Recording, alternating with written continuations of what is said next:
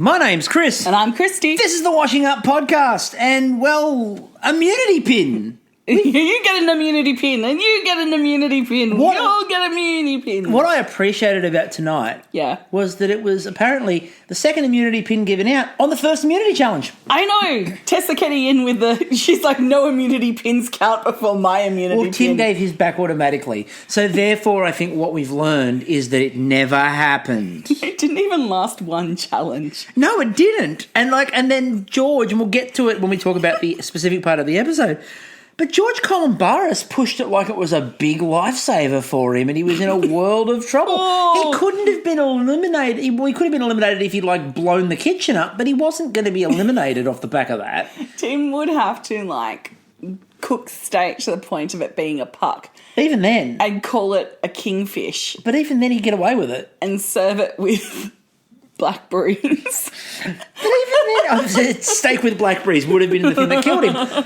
But what we've learned, unlike as we've talked about the other night on the podcast, what Gary learned, which was I'm a prick. No, he doesn't have any favourites. No, they don't have favourites. They only have favourite dishes. They made a big point about that the other night. We don't have favourites, just favourite dishes. Bullshit, we say to that. And watch his nose grow. But I want to be a real boy. But what we learnt the other night, and we talked about it, was strategy. We don't like the pin. I talked about I don't like the pin because of the way they've done it strategy-wise. And we'll see what happens, obviously, now there's another pin in play. Yeah. But, I found that hilarious where he just gave it up. First challenge. Here you go. Loki really got into everyone's head. He did. All right, so let's get into what happened with the Elimination Challenge last night because we've only got this episode with which we can make D puns. I know. And then we'll be no longer down for the D. No, we're no longer down for the D. It was disastrous. It was undelightful. Yeah, I was no delirious. I was delirious with sadness. I can't think of any more D's at the moment. We'll work it out. I'm all out of D's. I'm so lost without D. D. You're all out of D's, and so luckily your name doesn't feature D's in the first name, so you're okay. I need a good D. I need a good D pun. I'm Mrs. Buchanan. Anyway, moving on. So, now that I'm richly humiliated, let's move on with our lives. So, last night we had Bombe Alaska. And boy. So much more bomb than Alaska, really. It was more like the Russian side of that sea than the Alaskan side of the sea. It was, here's the thing. It's the Atlantic there, is that right? Let's go with that. So, yes, it is. It is. So let's start with the thing that I tweeted out last night. Yeah. Controversially for people that obviously are massive Bake Off fans. Maybe that's the Pacific. No, we're talking... The Bering Sea? It's got to be the Bering Sea. I feel like we've gone into a geography lesson. The wide Sargasso Sea? No, that's down in some islands. Anyway. The wild accountancy. The big sea. Oh, we're off the rails really early tonight. I've had sugar. You have had sugar. You gave me 2 Skittles. I gave you Skittles, that is true. This is what happens. Don't touch things now, because as per the ad, everything will turn into Skittles and vanish. Don't do that! I need that shoulder. That's my thinking shoulder. Anyway, so what we said last night was, as big fans of Bake Off, Bombe Alaska's overrated. Fucking is. There's a great video on our Instagram, Washing Up Pod, of us eating a Bombe Alaska, and it looks really cool. There was a sparkler in it. Look, it always... and it looks amazing. What you didn't get to see was we had about 5 mouthfuls of it. Yeah. And gave up. It was just, the ice cream was so hard. Yeah, the meringue was lovely. We ate all the meringue. And the ice cream was good, but it was so solid that... And that wasn't a shot at Retro Rosie's truck. Retro Rosie does amazing food. Yeah. But it's the Bombe Alaska itself as a concept. You've got to have time to put into it. Yeah. You've got to dedicate time. I didn't have a problem with D's because the ice cream being soft works for me. and your soft teeth. We can actually eat it. Yeah, Sensodyne, love. Sensodyne. That's my when life. you reach a certain age, Sensodyne is your life. I know. But so let's get into it. Infomercials really come in handy. So let's get into it. So last night we get Darren Purchase. Now, Darren Purchase was really good last night. It was actually nice. And we're not just saying that because he follows us on Twitter. You're never going to hear this, but if you do, hi Darren. Love you all. Or should we just go with the Tessa call him Dazza? Dazza. We're into that. Bit of Dazza. Apparently we're all into that now. So and we call it a Bombe Alaska. Anyway, to those who are listening for the first time today, sorry. So the Bombe Alaska, Darren Purchase brings it in, and I like when they start talking to him, like he's got the cloche over the top, and they start talking to him. First of all, he's just brought it in from outside. Now, I've always thought it's weird when a chef walks in, just carrying a cloche, like they've walked up the road with this cloche. Like he's just paid the taxi driver, pulled his cloche out. Gets into the car, pays them money. Masterchef kitchen gets out. His taxi driver's like, wow, this is like super Uber. This is super Uber Eats. Pulls the cloche out, walks up the stairs. Get the chef with it. And this is a dish with ice cream in it. And so the sun's beating down on the cloche. No, he's pulled it out of a big freezer bag. He's carried it in an esky. In a Coles esky. They're sponsored. Yeah. So it's one of those Coles freezer bags, and he's pulled the cloche out outside. Yeah. And like they've gone, we're not ready yet for you, Darren, just give it to him. And he's like, there's ice cream in this, let me in. And I said to you last night, sit him in the fridge. When he put it down on the bench, I think I turned around to you at that point and said, just once, I want the dish to fall over. Just walking in, boom, slides.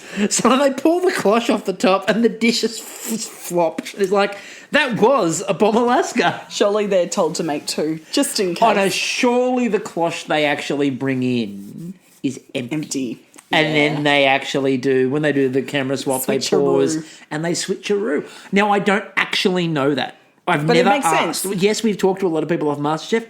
I've never actually asked. Here's the cloche I made earlier. Yeah. With food inside. Here's the one with food in it. Yeah. But Darren Purchase last night was actually really friendly, ultra encouraging, and just nice. Which, maybe he got the brief from last week for the judges, which is cool. Don't be a dick. Yeah. I mean, look, Darren Purchase is normally quite nice anyway. So, I mean, he was really encouraging to everybody. He didn't sort of ever go, well, you're a bit screwed. He gave unsolicited, really good advice. Yeah. Which I just really enjoyed. Now, he wasn't Darren-splaining, he was just advising. No, he didn't Darren-splain. So, not that that's a thing. I'm not saying Darren Purchase just goes around giving unsolicited advice to people. I like the idea that he does that on random things. He goes in to order some fries at McDonald's and just, gives them advice on how to salt it properly. Walking past the cricket pitch, like just on a walk and, oi, you, the fielder should be over a deep cover. Move over there. Look, see the theory behind it. Oh, God, he's Darren-splaining. Right, moving along. So Darren's lovely. Let's move on. He is lovely. So we started again with the Bombe Alaska. Now, they made a really big point of all the different elements. So you had the little... Inside it, you had the little nugget of... was it mousse? It's letting you hang. Wasn't it a curd? It was a curd. Oh, I'm letting you hang. No, I didn't know. Like you didn't actually know the answer to the question. I'm like, it was yesterday. That's like 24 hours ago. And then there was the ice cream. And then they had the chocolate flecks in there, which they specified at the time. It was essentially chocolate chip ice cream. Yeah, it was. But they specified they needed to temper the chocolate to shard it. And as it finds out... As we turned out, and as the judges even said... Who knew you could just chop up chocolate and throw it in there and it'll work just as well? So why did we fucking bother to make them do it? Cold Rock based a whole fucking franchise on that. Yeah. You can just get lollies, concept, chop them up and throw them in ice cream and they're perfectly fine. Why didn't they just do that for when Dee was struggling? Why didn't she just Cold Rock that shit? just in. You know why? Because the slab didn't fit in the fridge.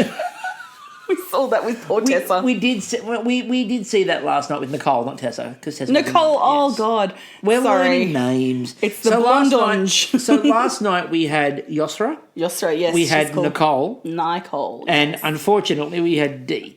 So we began with Dee basically fucking up. She's like, fuck this ice cream.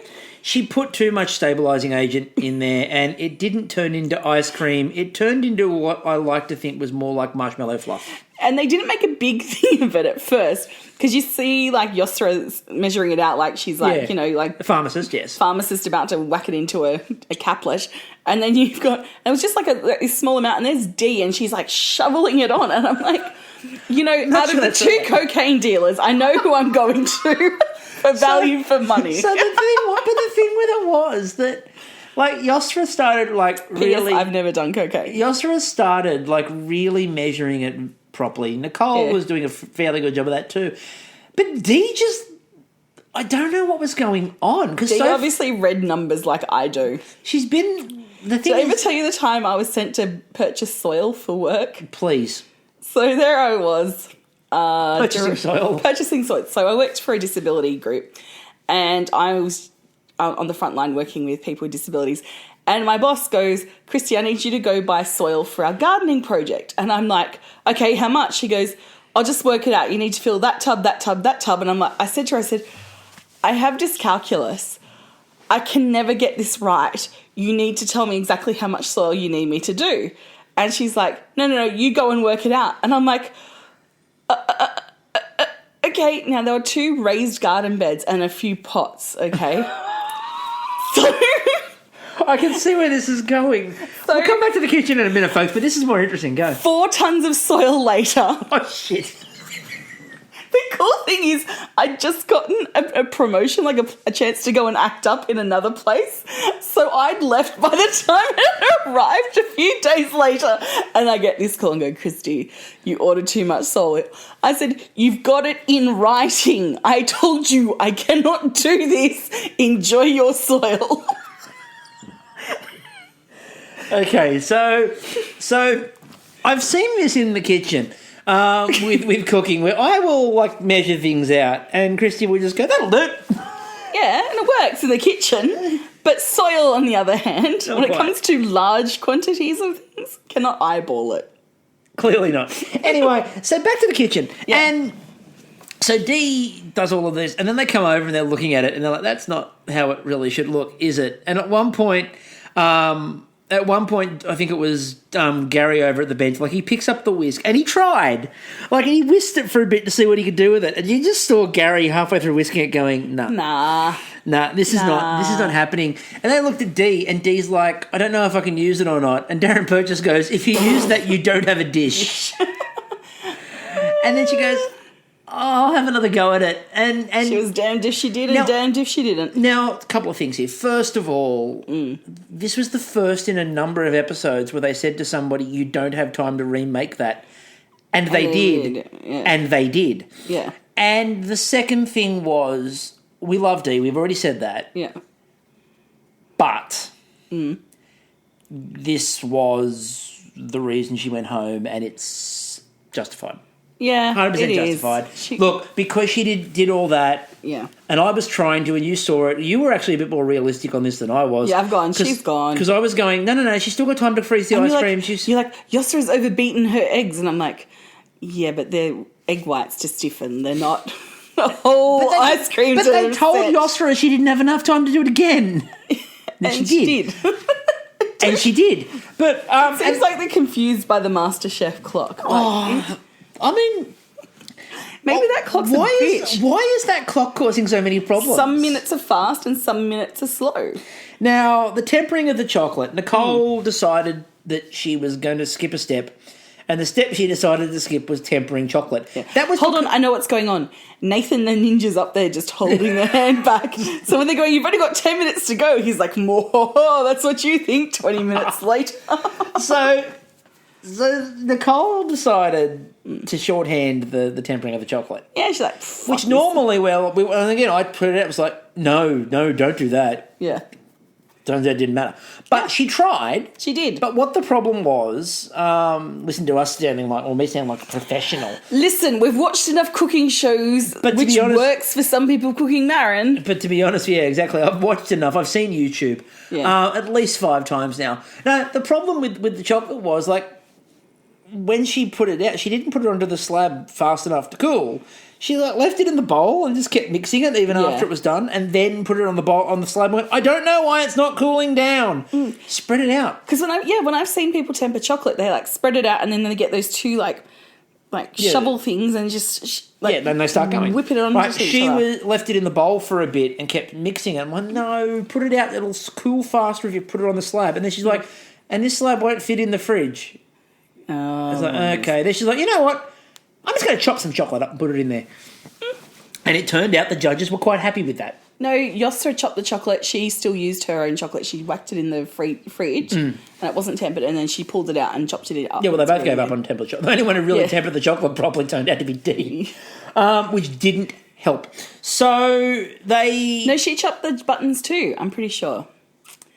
Things I'm remembering. Anyway. Maybe she said it. Anyway. Sorry. Then you say something else and let me contradict you. So... Let me Kristie explain. We'll let you Kristie explain something else. So the number of domes relating to the drinking game, apologies, I didn't realise they were making that many Everyone spheres. getting their stomachs pumped tonight. Everything was a sphere. We saw another sphere again tonight. My God. Apparently Josh is off at a workshop at uni. Yeah. I reckon that's code for I'm getting my stomach pumped.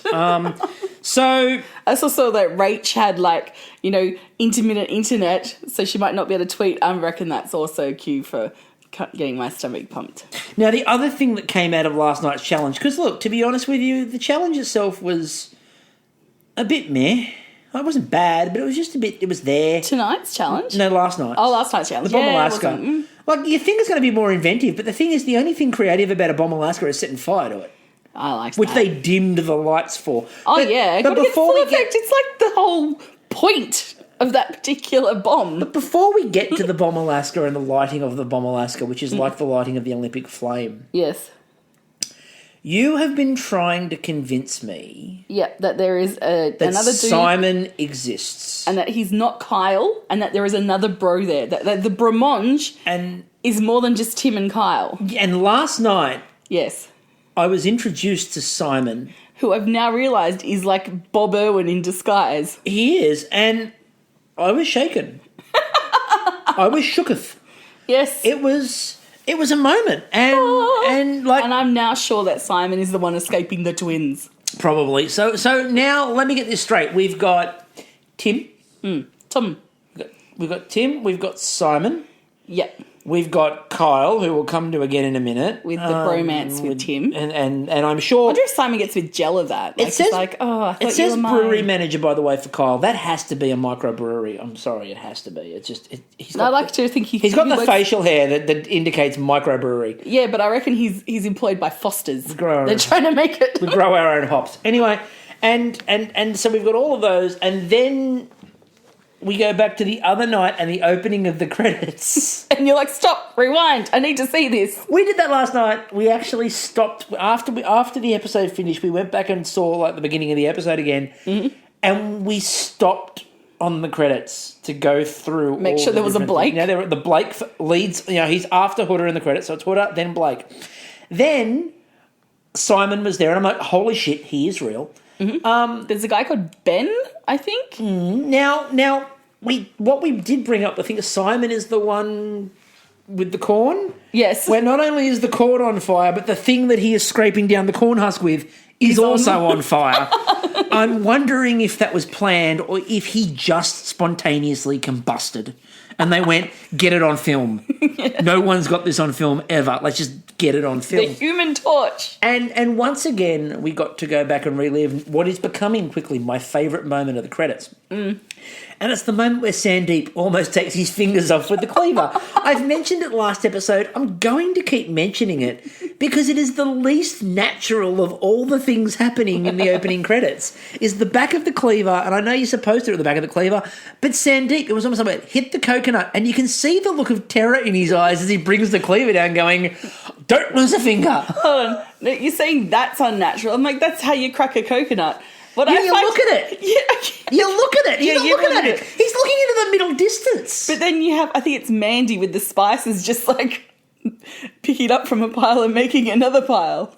And then She's like a little Is it that, or is it Mandy got the throw? Has Mandy got the hood of throw? I think Mandy's got the hood of throw. Oh, does she? No, Anushka did the honeycomb. Yeah, but I think Mandy's got the hood of does the throw, and it's an underhand hood of throw. Huda did the overhand throw. There's an underhand throw this year. We've got to do our full breakdown of the credits because the credits are in themselves electric. Run, Leah, run. We might even do a full narration of the credits. I think so. And, it was what's his face here? The guy who's in the immunity challenge last week. That wasn't Tim. Joe. Yeah. With the salad emergency, like running up with these Well, salad greens really quickly. We'll do a full breakdown of the credits at some point because it's really worth it, and we haven't done one yet, so we really do need to do that. So Back in the kitchen. they dim the lights. Everyone sets fire to their Bombe Alaskas. They dim the lights. Well, actually, when I say everyone sets fire to George their... puts on a smoking jacket. Gary says, I'm going to slip into something more comfortable. When I say that everybody sets fire to their Bombe Alaska, what I mean is they hand it over so Darren Purchase can set fire to the Bombe Alaska because they don't seem to trust anybody else with a naked flame. Yeah, but they had Simon in the background waiting just in case he could get to light. Ready to go. I've got the corn cob. Now they did the tasting, and they did the stories. Now That's how he met his wife. She's there trying to have a cigarette, and he comes up need a light with a corn on fire. Now we did get introduced, and this is not a shot at Nicole at all, but they quite often want people on Masterchef to have a backstory and have a sob story. You didn't think I was going to bring this up, did you? I knew it was coming, and it's still hilarious. So, I'm sorry. Nicole's sob story, and I've never seen you lose it like this. Nicole's sob story. I'll keep going while Kristie is losing it. Nicole's sob story was that she had only completed 2 degrees and had to pause her masters to do this dream. Because her overachieving Everybody family. else in her family has like masters and doctorates, and she merely had PhDs, 2 degrees. Oh my. She merely had 2 degrees and paused her masters. My mother has a Nobel Peace Prize, and all I have are these shitty 2 degrees. And again, it is legitimately not a shot at I'm Nicole. only 19 years of age. By the time my brother was 18, he was already completing his PhD thesis. But the problem... I'm the idiot of the family. The problem... You know what they call me at home? Nicole Nincompoop. The problem for poor Nicole is, again, look, it's actually a really good achievement having these the degrees. Yeah. And going on and doing a master's is brilliant. But the problem is, as a MasterChef sob story, like Sandeep was talking about, fleeing and coming to another country, and they've all And got... there's Abby who's like, we were homeless living in a fucking we car. lived in, again, a car or a can or depending whatever we all heard. Yeah, a cup. And a car, I heard a cup. And Nicole's sob story was only 2 degrees and paused the third one. Oh dear, Nicole, you know what? Nicole, I have no doubt there is actually legitimate hardship somewhere in your life. Next time like Lisa Simpson going to visit. Next time they ask you the question, think of it. I like the idea that she actually has some deep story that she was going to tell, and she blanked. Yeah, I'll just tell them about my 2 degrees. And Mum and Dad were really pissed I'm not doing my masters. Let's talk about it. Uh-oh, your privilege is showing. But again, I feel bad for Nicole because everyone online jumped all over it. And so that was, that's kind of unfortunate. So we went from that Yes. to Yostra. Now, Yostra, I think I tweeted out last night on the Washing Up account was... Is a Bengal song? Not quite. Because she walks like an Egyptian. Oh, that's just wrong, isn't it? Sorry. Very. Bad cultural appropriation. Yostra, what I fucking love her anyway. What I tweeted out last night about Yostra was, now she's a pharmacist and we got to see that early on, but by the end I would have been really terrified about what the hell they were putting in the Webster packs. Because the way that Yostra was approaching it by the end was this, just throwing shit. But at least now we know who was responsible for the upping of lithium. We do know now it was 100% Yostra's fault. But I would have been terrified about that. So they did the judging. Like, Yostra, why are you offering the judges these cupcakes? I don't know. I don't know if there is some, like, I don't know, Zoloft in them or something. There's something on mellow. But when they did the judging, before they did the judging, I was like, oh, here we go. Dee will have brought it back and then they're not going to like it. Then they cut Dee's open and it was quite clear Dee hadn't brought it back. Yeah. And, look, they got it right. I don't want them to have got it right, but No. damn it, they got it right. She had to go home. It was disappointing, and I was really looking forward to seeing her develop, but... It was disappointing, and we don't get to see her develop. So you're missing them. But she's got a YouTube channel coming out called Delicious. Get it? Because her name's Dee. And Hi, things I'm are a representative delicious. from Delicious Magazine. We're suing. We are suing. No, what I like to think now is that the winner of Bake Off gets a column on Delicious YouTube. That would be great. That would work quite well. Whenever it comes out. Hurry up, Foxtel. Anyway. Any time before 2020 would be good. Anyway. What we learned was on reflection, because we said we started a little bit late because, you know. Dun, dun, dun, dun, dun, Exactly. dun, dun, dun, We keep doing the music, but they want a fee. But Gary, we watched the whole thing, went back to the very start, because we missed like the opening intro, and that was it.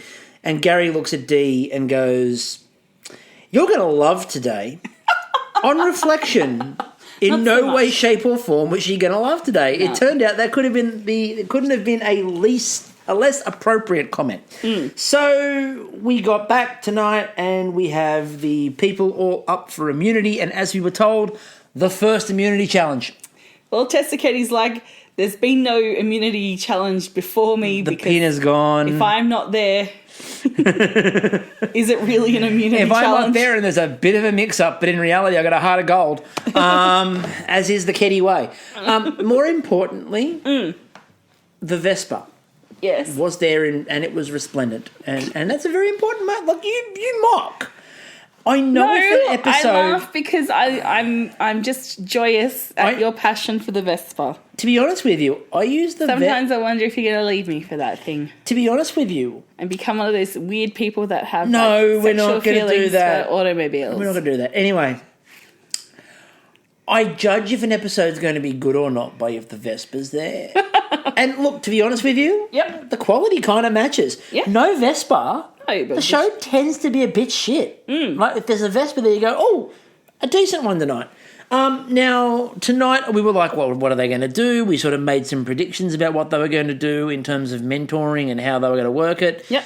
They said It's the one. They said it's going to be just the one. They also said they were going to make it random. It's not going to be random. They're just going to rotate them. I presume it's whoever's available for the Now, I think on the schedule. I think the Twitter. Billy's like, I'm sorry, I'm churning some cheese today. Oh, sorry, curting some cheese. It's a big day in the shed. I've got some milking to do. Bessie's ready. And she won't trust anyone else. She'll let it come for Mama. Anyway, so Do you know that like cows don't come when they I'm not lactating? talking. No, we're not talking about that being cum. That's a Oh! milking terminology. It's a little late. It's a little late. Milking My terminology, brain. Kristie. Okay. Milking. Like come, not okay. Yeah, All as right. in we'll give milk. Yeah. Okay. Like, I know people who have dairy farms. Seriously, that's actually a term. Moving on. My grandfather said on was a dairy farmer. I said on Twitter that, and Twitter agreed with everything we said on this one, you kind of get the feeling that there's a jackpot you can hit with a mentor. Yep. And I'm not saying this to degrade in any way, shape or form Billy or to degrade Matt. But come on, It's if Poe Poe. walks in to help you. Well, And what we got tonight was a really good example of mentoring. she's very good at coaching, using she's coaching exquisite. techniques. Now, we'll come to it in a bit more detail when we get to the actual immunity challenge, because that was where she was brilliant. And she Shone. was genuinely brilliant. But the immunity challenge they had tonight was fried chicken. So much drool on Twitter. Oh. Everyone was thirsty for the chicken. Well, look, there's been a bit of thirst out there for some of the contestants. There was definitely some thirst out there for Max tonight. Mm-hmm. And then the real thirst Yeah, this is why Australia's in drought. was all the fried chicken. all the fried chicken. All that rain that had just come down to start, watering the crops has now been dried up with all the thirst. And I had some people on Twitter trying to convince me that fried tofu would be really good. And the reason they were trying to convince me, I like fried tofu. And the reason they were trying to convince me of that was I commented that I thought that Kyle was going to just pretend he did chicken, but in reality do tofu. No, my tweet was that he was going to disguise the You said Swede. You said Swede. I said chicken, tofu. or is it? It's a Swede. Who knows? Oh. I'm zany. And there were people trying to convince me, and I did say at the time, my comment was, I'm not really that big on tofu. I've really tried. You, on the other hand... Oh, a bandit for it. You're a bandit for a good tofu. I love the spongy fried tofu, like in peanut sauce or in laksa. Oh. So I put a call out there for people to try to send us recipes for tofu that I will try and report back on the podcast. Things that don't work, scrambled tofu. And again, I once briefly dated a vegetarian... And not me. Not you. That's one of the reasons why we're together, because churrasco for the win. But more importantly, they tried to convince me that scrambled tofu with ketchup mayonnaise was as the thing was the thing, and that was going to be a way to make me like tofu. And all it did was make me sort of dislike ketchup mayonnaise for a bit. I love mayonnaise. I really do. It's brilliant. It's actually, I prefer it to soy sauce. I prefer it to all those kind of sweetness. But for a brief period of time, I couldn't have it because I associated it with scrambled tofu. Oh, my That's how bad it went. I'm so sorry. So tofu hurt me. Show me here on the plate where the tofu hurt you. Everywhere on the plate is where the tofu hurt me. So this challenge was... I kind of like to think of tonight as Ugly Delicious. Yes. Somebody watched Ugly Delicious. Now, there were two references to it. The first one was fried chicken, which, by the way, there is a podcast out there. Well, it's not out there because in all honesty, I haven't put it up. It was done end of last year. I haven't put it up yet. Why didn't you put it up yet? Because I hadn't edited it, because I couldn't... I had to stop because a certain dog of ours was barking. Right, okay. And I hadn't gone back through to find the edit, and I actually have to find the podcast. It's myself, Robert Harwood, and Joe Kendry. And Leo talking about Ugly Delicious and the David Chang with the fried chicken and the deep history of fried chicken and the complex history of fried chicken in America. It's a really good episode. I'm actually going to go find it and put it out this week so we can move on with our lives with that, because that show is coming back. But we're on this one, so we'll talk about this one. But they watched Ugly Delicious because they talked about fried chicken a lot. And then later on, the guy they brought on had been from Noma. Yeah, but I'm Which convinced... David Chang spends every 2.5 seconds there because his best friend owns Noma. Yeah, but I am convinced he's like, I worked at Noma, and I'm convinced he was just Kitchen like hand. the kitchen head. No, like a pot washer. Like just... He's one of the guys who stands out the back in the middle of the freezing cold on the grill with just like one vegetable turning it. He's the one that is what they do at Noma. He's the one that gets sent out to buy to find forage the pine leaves. He was the guy who drove them around Mexico when they started Noma in Mexico. He was the driver. We'll come back to Max in a minute because thirst was rich.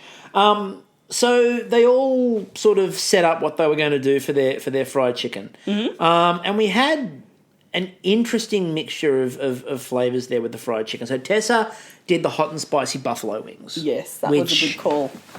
I'm a bandit for a good hot and spicy wing. The only thing I like more than a good hot and spicy buffalo wing in terms of fried chicken is spicy Korean chicken. Oh, that looked amazing. As soon as he dredged it in that sauce, I'm like... That's my pick. I'm like, that's Instagram worthy right there. That is an Imagine Instagram... him, like with a nice filter, just his guns, holding the plate of fried chicken. The gun and the fried chicken on the guns. Fried chicken on the guns. Oh. Why isn't he doing that gunfire chicken? First Instagram there. So that would bring all the thirst to the yard. So we had the Korean fried chicken. Look, it looked amazing. And I love really good hot Korean fried chicken. Tessa's hot and spicy buffalo wings, that sauce looked really good. Yeah. And the crunch was nice too. Those two just perfected the crunch, and Derek did the double dip and the double fry, which is really good. And Poh, again, low and slow. That's how you do it. And quite frankly, I was rooting for Abby, and I was really proud of her for ignoring Matt's advice and sticking to her guns. And yeah, maybe it would have worked better with a mayo, but she's like, no, I know my flavours, and you know what? There was nothing to risk tonight, you know? The thing with that was there was a couple of people who commented on Twitter about don't go against the judges, listen to what they say. And I tweeted back, Yeah, except for the fact that the other night, Tim was told don't cut the fat off the steak. He cut the fat off the steak. He was told where the sugar was supposed to go, put it in something else entirely, won an immunity pin. Exactly. And they said that he did a better job, and wow, this steak is the most tender and juicy I've ever had. Mm-hmm. He deliberately went against what they said, and they gave him a pin. So don't listen to them. Listen to them. Who cares? The problem, though, for Abby, it all was quite crispy and it was quite good, but the white peach chutney was like water. And so it wasn't really a good dipping sauce. Now, I've mentioned everybody else because I need to leave Kyle. Just because I turned around to the microphone means nothing, all right? What you can't see, people listening at home, is when I said that brings me to Kyle, I suddenly sprung up out of the seat and leant forward. I did have to ask him, like, can pescatarians eat chicken? Because I thought maybe it was just a white meat thing. It's fish. Nothing on land. It's fish. So I started laughing the second they said fried chicken because in my head I just went, Derek has to cook chicken. Does that mean he could actually eat albatross? Kyle has to cook chicken, sorry. Because albatrosses rarely touch land. No. Like they would touch land. You can't, no. Why not? No. Fish. This is why, remember, we talked about... But they're mostly at sea. We talked about the idea of otters were reclassified as fish so that on beavers. No, it was beavers. So that they could classify them as fish for holy days. Yes. So that was the reason why they did it, was for purposes of holy days. So, Kyle, first of all... Maybe he likes eating beavers. He's married, isn't he? So, first of all, Kyle... I was waiting for him to whinge about having to use chicken. Yeah. And he did. And then I was waiting for him to tell us that it doesn't matter because I'm going to do this recipe that's amazing. And he did. The other interesting part was everyone went, oh, you're going to do Asian, are you, Kyle? Do Asian. You love Asian. And he's like, I love Asian flavours. I use Asian flavours all the time. These are and his Asian flavours, when he tried to describe them was, well, they do a salt and a pepper thing mix over the top, and that usually crunches things up good. Yeah, Asian flavours. Hey, look, he dredged it in soy sauce, didn't he? He did, and as a result, it didn't go crunchy at all. And there was no crunch to it, and you could just see the poor judges. Like they looked at Kyle's, they ate it, and they wanted to give him the Bart Simpson. At least you tried cake. But I like Jess on the gantry. For one, she looked awesome. You like Jess, yeah. Yeah, she's Rosie the River tonight, rocking the Rosie. And then she's looking down at him, Kyle, should you have more chicken on? Like you've only got 2 pieces there. There are 4 judges, Kyle. Are you going to just oh God, just put the chicken in. And then Kyle's like, oh, I realise that I've only done 2 pieces and the judges don't really like to share, but they might be okay. No, Kyle, you were never going to be okay. No. That was never going to work. 2 pieces of chicken for the judges. No. Yeah. Not going to work. Mm-hmm. So then they had this moment where they built the tension. And they went away and they conferred. And the conference... Really into the Terminator 2. And the conference... I know, I've noticed. It's coming a lot. And the conference got heavier and heavier, and they're really sort of debating it. And everyone's like, we're trying to work out what's going on. And I just looked at you and went, they're going to put both of them through. They look like kids in a schoolyard deciding if they're going to play bull rush or tips at races. Or handball, warball. Or handball, warball. Yeah, it's like... Look, we want to play handball. Yeah, but we want to play warball. But we played warball yesterday. Can we play handball and warball? We'll do brandings. No, don't play brandings. No brandings. But the most popular kid wants to play warball, so we're playing warball, okay? It's his ball, his rules. So the problem for me with that was, and it wasn't like a problem in terms of, oh my God, I can't believe they did that, was they were trying to build drama. It was really obvious. Yeah. They were just going to send them both through. Yeah, which they did. And they did. And it was the right call. And like nobody was whinging and going, oh, such and such was ripped. Like, no, Derek and Tessa both deserve to go through there. Derek, you can see, has planned out the start of this whole thing, right? He's planned in his mind what he really wants to get out of the first couple of weeks. Well, he seems to have the basics down pat. Like, he made the dakwa and and I was quite impressed with that technique and that he knew it and that kind of thing. I mean, go in with a couple of things planned. Exactly. So I reckon he's got potential to develop. He needs to on the creativity side, because when you're showcasing orange with something a bit basic. That looked not basic. particularly good. Anyway, and Tessa just seems to have technique down pat. Yeah, And that's the thing. Like, Tessa has something that I think is really important when you go onto MasterChef, is that you can make things look really good, obviously, and just, make them, present them so they look great. But if you know those techniques inside out, like, that'll carry you the furthest way in the competition. I was a bit worried. I'm thinking, is this going to be the usual kind of like meat and 3 veg thing here? But what she pulled out was so they could pick superb. anything hero in the pantry, and they picked oranges, which was weird. It was a little bit weird. But, Well, you know who wasn't expecting it? Max wasn't expecting it. Now, Max is married to a former contestant. Laura, isn't it? Yeah, which was really funny. It's really lovely. They're like, have she given you any advice? Yes, I've been given several sessions. Well, obviously not enough. Not enough, it turns out. Now, you can almost... I fear at times for chefs coming on this show. Yeah. You can overthink it. Yeah. I want to be ultra fancy and I want to do something that's a bit different. And to be honest with you, the second they said he'd been at Noma, I actually got a bit concerned, because Noma will do that random shit that, like, no one's expecting them to do. And his decision to do, and as we'll come to, Marco Pierre White was triggered. Yep. Because when he came out of the pantry, I'm going to do kingfish. And Marco is like, there it is. I finally found it, you bastard. It's almost like I wonder if Matt Preston is getting them to mention kingfish once a year. Why? Because the reason why Marco's not on anymore is him and Matt Preston fight. Oh, so this is a little fuck you. It was Marco's son. Marco's son and Matt Preston had a bit of a argument, and that's why Marco Pierre White won't do It was all over the press and all that sorts of things. Oh, okay. The reason why he won't do MasterChef again is because of that brawl between Matt Preston and Marco Pierre White's son. So I wonder if Matt Preston is kind of deliberately making sure there's a kingfish reference every year. It's either that or Coles have got like a Kingfish on sale. Kingfish on sale. But he comes out, he's like, I'm going to do something a bit different. I'm not going to cook the kingfish.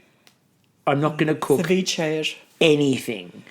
And I'm like, oh, dude, you've overthought this. And he has, and you could see, like, he explained his rationale to Poh, because Poh's like, do you think this is a little too simple And Poh again was like, you sure? She really tried to steer the guy who's the professional. Like, and she was like, you're really sure you want to do She's that? like, this is the field I play in, the MasterChef field. I know this. You know the guys who are tasting your food? They've tasted a lot of my food. I kind of know what they're after. Yeah. Do you really want to do this? And he's like, yeah. And she's like, okay. Right. Walks away. She goes over. Have at it. Tessa Ketty went with pork. Play to the strengths. Smart. Play to... Crackle it. And again, that crackling, you heard the crackling. Yep. Like when Gary cut it and bit into it and you just heard it go crunch. And you're like, okay, good, she's got that. Yep. Orange, again, she was using the orange in a glaze, and she was using it in the side and using elements of it within the vegetables. And look, she planned that out really well. You then had Derek. Now he starts off with a dark chocolate mousse. And this is where we see Poh come to the fore. Yep. So as a mentor, and I think she did very well, because she didn't go, nah, you shouldn't be using that. Like, Shannon Bennett would have just kind of dropped a bomb and... What do you think? Yeah, Shannon Bennett would look at... And look, I brought this up tonight, and a couple of people on Twitter sort of called me on it and said, oh, but what about Shannon Bennett? He was really good too. And I went, well... He was, in comparison. He'd got a bit stale. Yeah. And Shannon would look at them and go, do you really think that's a good idea? And put his hands behind his back and go for a walk. Yeah. And not really talk them through the process or get them to do something.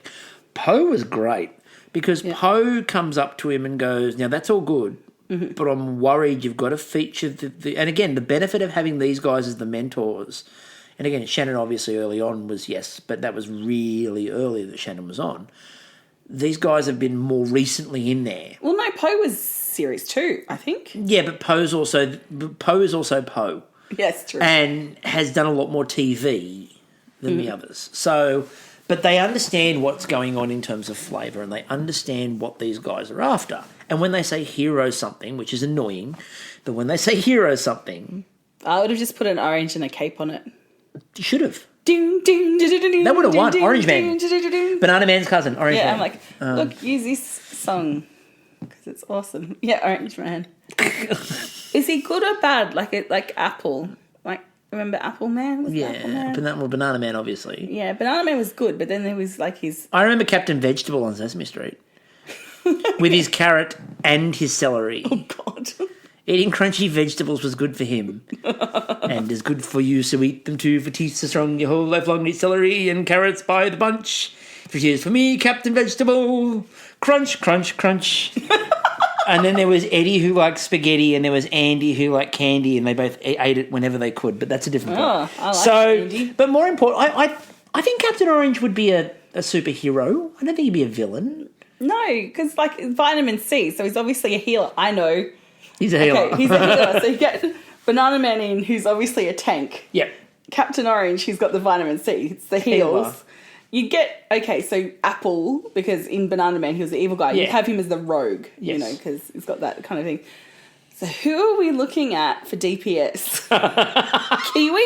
Yeah, because it's tart. Because it's tart. Yeah, that works Kiwi perfectly. and pomegranate. Yeah, or pomegranate because the seeds just come at you. Yeah, exactly. They come at you. They like cause damage over time. Anyway. One seed at a time. Back to Poe's instruction. So Pogo, that's going to be a problem all season. This is going to be a problem all season. I think have to be careful. Poe's problem all her life, probably. Anyway, so Poe turns around to Derek and goes, I really like this combination, but I'm worried that dark chocolate's probably going to overpower the orange. And she tastes it and then goes, have a taste. Tell me what you think. What do you reckon about that? And he tastes it and he goes, that's very fudgy and very chocolatey. And she goes, yep, can you taste the orange? And he's like, no. She's like, what are you going to do about it? And he thought about it and went, I might try white chocolate. And first of all, the Masterchef community went, oh, God, no, don't do that. Don't use white chocolate. Yeah. We know what that usually does. Sad. It is one of those ingredients that is a killer. And you could just see John poking his head around the corner going, did someone say white chocolate? No, John. Put him away. It's not velouté time. Make the velouté. But Poe then got him to think it through and he went, okay, I'll use the white chocolate. Now, the problem was that it wasn't actually the white chocolate that failed. It was everything else around it that failed. Like the crumb, which they said was cake-like. Not what you want in a crumb. And it was weird because when they did the judging, Derek's was the one that they went, that's a contestant. Yep. And that's a contestant. That's definitely a contestant's dish. The mousse is too bouncy. And George's comment... Got some bouncy moussey. And the thing was, we brought that up and so a couple of people went, how can a mousse be bouncy? And it's like, lots of gelatin. Lots of gelatin. And you could tell, like, it didn't wobble as much. It was just like a spring. It was like early model silicon boobs. It was early model. Other than if you hit it, there's like a ding. Yeah. George's comment was quite brutal but accurate on this one. Like, they have been a bit mean and nasty from time to time lately again. But this was deserved. When he just said it was a lot of effort for minimal results. It did look quite sad. Like, they didn't like the plating. And when they're cutting it into four, these tiny little... And you could just see the whole way through everything they did with Derek's when they cut it. And they were like, yeah. And they cut it again. They're like, mm-hmm. And then when they dished it out, they were so unenthused. And like they had a mouthful and you're waiting for them to go, that's really good. And they just went, this is clearly a contestant and it hasn't worked. No. So they did the judging, and when they did the pork belly, I thought that the judges were just going to stop the whole competition at that point. Yeah. And that's what they went. They went, if this is a contestant, this is a really high standard. We might need to rewrite the rules a little bit. Yeah. Then they did the white chocolate and orange mousse. Then they did the kingfish. And they didn't really say much on the kingfish, which worried me because I'm like, well, they sort of like the flavour a bit. But you could just see they were like, can we go back to the first dish again? Exactly. There wasn't a lot of enthusiasm about it. There was a lot of appreciation for it, but not enthusiasm. So now, the shock wasn't Derek. No. Although, when you sing like, so 9, 9, 10, come to Derek. 5, 6, No, 5, 5, 6. Yeah, and then we got to Max. Yes. And we're like, oh, here we go. They'll give him 8s and make it close and blah, blah, blah, blah, blah. And they go, 6. Oh. 6. Oh. 7. Oh, almost the devil's number. That was not expected. And you get, like, the thing was, after the first number, Tessa had already won. Yeah, she's there going, well, that immunity pin's After mine. the 6, she's like, immunity pin. And again, what we liked about this version of it is that was blind judging of the immunity pin. Blind tasting indeed. Right, and that was the thing. When they tasted it, they're like, we don't actually know if this is a contestant or if this is the professional, but if this is the contestant, this is bloody good stuff. Yep. They could pick the other contestant dish because it looked like a contestant dish. Yep. It looked like someone who's watched Masterchef and gone, I can do that. I can do a sphere. So, and, you know, again, I'm sorry for the drinking. What can we tell you? Now, the next couple of nights, now there's a team challenge. I love a good team challenge. Oh, yes. 150 people to feed. So we've got a team challenge coming up. I always find it amazing, though, that they go out to these, like, random rural locations and then 150 people just show up. It's amazing how that happens, isn't it? Like they're just driving past and there's big... Someone's out there with one of those big spinning arrow signs going, Masterchef over here. It's crazy how that works. I just like to think they get on the bush telegraph.